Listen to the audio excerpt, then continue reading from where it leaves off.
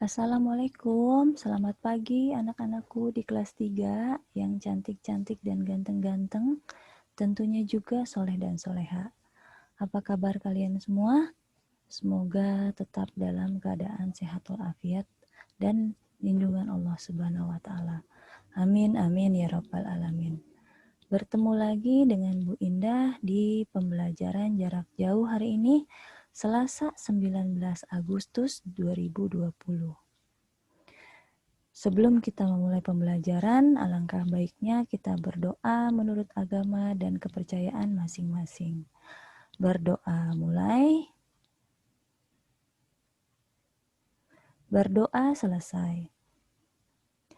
Baik, sudah siap untuk menerima pembelajaran hari ini? Hari ini kita akan belajar dengan mata pelajaran Bahasa Indonesia. Tema 2, subtema 1, dengan materi utama yaitu dongeng. Sebelumnya, Bu Indah bacakan tujuan pembelajarannya ya. Yang pertama, melalui video pembelajaran, diharapkan kalian dapat memahami pengertian dan fungsi dongeng. Melalui video pembelajaran, diharapkan kalian dapat memahami struktur dongeng, lalu dapat menjelaskan ciri-ciri dongeng, dan mengidentifikasi unsur intrinsik dongeng. Nah, Bu Indah mau tanya nih, siapa di sini yang suka membaca dongeng atau mendengarkan dongeng yang dibacakan oleh ayah, bunda, kakak, atau siapapun anggota keluarga kalian yang ada di rumah? Wah, sama dong ya. Bu Indah juga suka sekali membaca atau mendengarkan dongeng loh. Nah, sebelumnya, yuk kita pahami apa itu dongeng. Ya, Bu Indah akan menjelaskan pengertian dan fungsi dongeng. Pengertian dongeng. Dongeng adalah bentuk sastra lama yang bercerita tentang kejadian luar biasa dan bersifat fiksi atau tidak nyata dan penuh hayalan serta imajinasi dan tidak benar-benar terjadi. Fungsi dongeng yang pertama, untuk menyampaikan pesan moral atau pesan mendidik bagi si pembaca. Yang kedua, sebagai hiburan bagi si pembaca. Kita ke materi selanjutnya, yaitu struktur dongeng. Di sini ada 3 struktur dongeng, pendahuluan, peristiwa, dan penutup. Ya, pendahuluan adalah kalimat pengantar untuk memulai cerita dongeng. Nah, contoh kalimatnya seperti pada zaman dahulu atau pada suatu hari. Nah, biasanya kalian temukan pada paragraf pertama cerita dongeng. Nah, makanya disebut kalimat pengantar untuk memulai cerita dongeng. Lalu ada peristiwa. Peristiwa adalah kejadian-kejadian yang disusun berdasarkan urutan waktu atau peristiwa inti.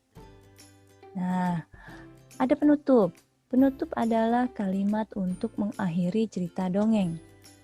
Nah, biasanya kalau kalian membaca dongeng di akhir cerita, itu ada kalimat penutup seperti akhirnya mereka pun bahagia atau akhirnya mereka pun bersama lagi. Nah, baik anak-anak, diingat kembali, ini ada 3 struktur dongeng. Yang pertama pendahuluan, peristiwa, lalu penutup. Selanjutnya, ada ciri-ciri dongeng. Yang pertama, dongeng diceritakan dengan alur yang sederhana.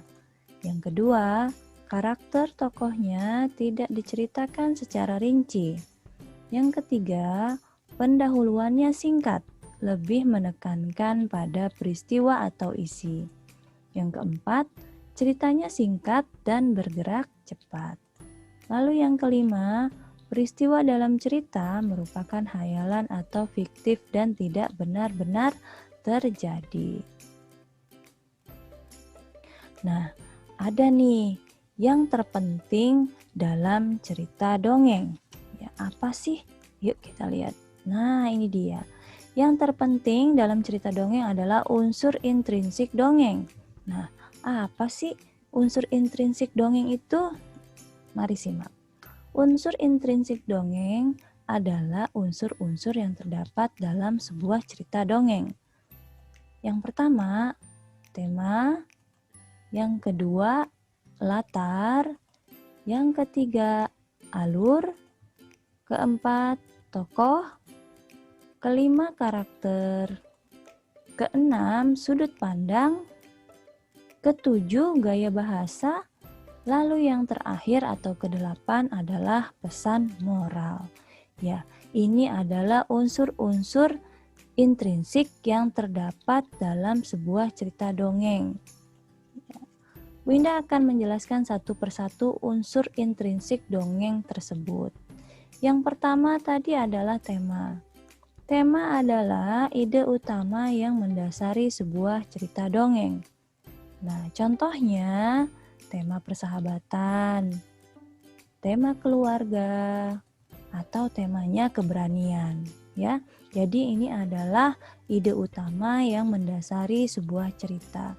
Unsur intrinsik dongeng yang kedua adalah latar. Latar yaitu keterangan mengenai waktu, tempat, dan suasana dalam sebuah cerita dongeng. Contohnya, latar waktu.